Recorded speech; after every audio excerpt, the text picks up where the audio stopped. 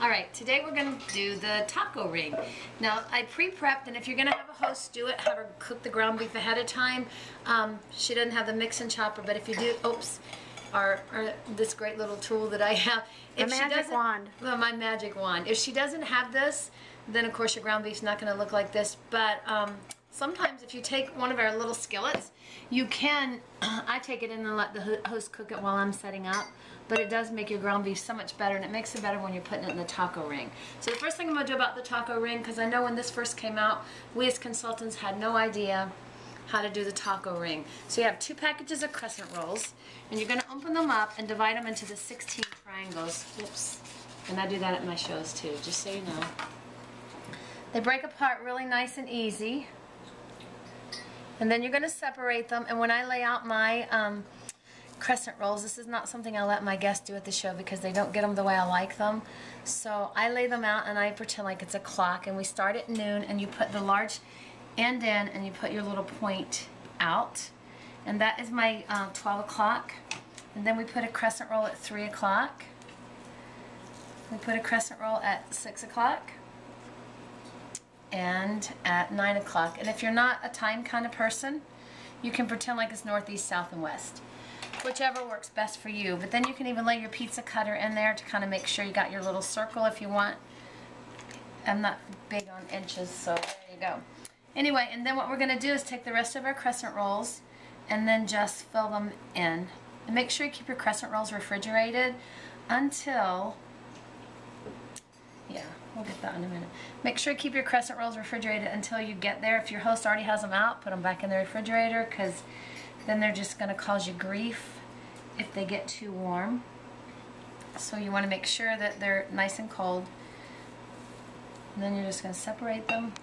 You put 3 in between your points, which gives you a nice round sunburst look. And so that it's spaced evenly and it will cook a lot better this way. We're going to spread them all out. Voila. Okay. And then you can take a rolling pin and roll them out, but I just take my fingers and smush them out so that I have this nice round circle. Now, with our ground beef, in here I've put just a couple of tablespoons of water, and then I'm going to use our seasoning. You can use a regular taco seasoning, which is really good if you don't want to use your Southwestern. I like to use Southwestern in anything I can at a show. Encourages your guests to buy it, but not only that, it's a great seasoning. Now, we're just going to use our little scraper. We're going to mix that up. And then we're going to put our cheese in there. The recipe calls for, I think, about a cup of cheese. But my daughters always told me growing up you can't have too much cheese. So we've got some pre-shredded, and then I'm using this tool to just shred it directly in there. There's several different ways you can shred the cheese. You can do it all before the show if you want, and then just save just a little bit, because once they see you grate a little bit, then they'll get the idea. It's easier to turn it over and grate it. And you're just going to mix that all up in there. You might have to use your hands. And do make sure you wash your hands. I washed my hands before we started, but I always, before I start my show, go in to the kitchen and purposefully wash my hands. And I keep my suds pump always sitting on the table so that you can continue. If guests come up and they're doing an interactive show, you can have them wash their hands and keep it going so that people aren't concerned. You can buy gloves.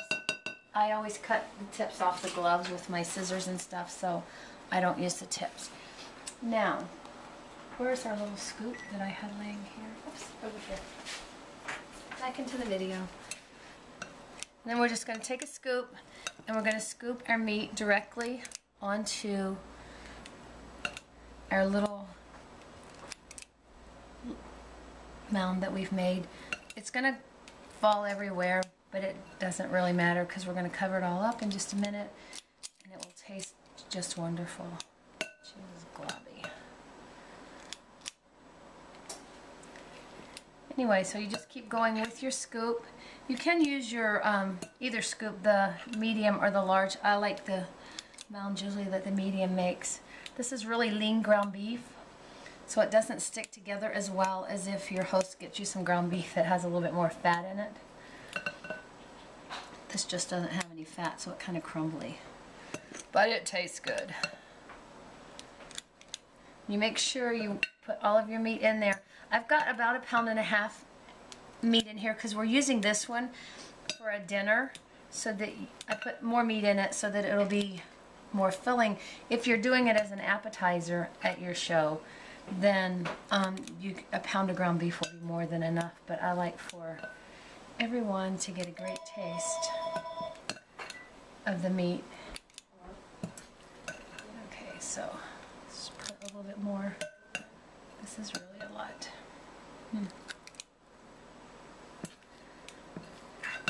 And I always tell my hosts, especially if they're doing it as a dinner, you want to make sure that it's good and filling so that they're not complaining about it. So we're going to put that last little bit right there. There we go. And then we're just going to take our points and we pull them up and tuck them underneath. And you pull them up and just tuck them, and you just keep working your way all the way around. And as you do that, you're going to pull in all of that meat. So then what looked like a mess is not really so messy. You're going to make it all neat looking, and then you're going to have this beautiful ring.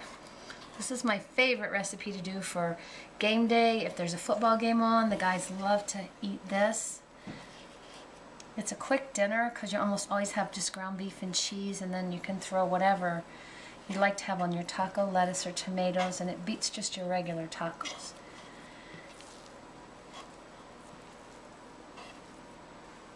Okay, now you've got all that filling in there. Now you got a nice pretty ring, and then you're just going to pop in the oven. It bakes 20 to 25 minutes, and then when it comes out it'll be nice and golden brown, and we're just going to put some lettuce and tomatoes on there. You can do olives or onions, whatever you eat on your tacos. My guys just like lettuce and tomatoes and sour cream. So there we go.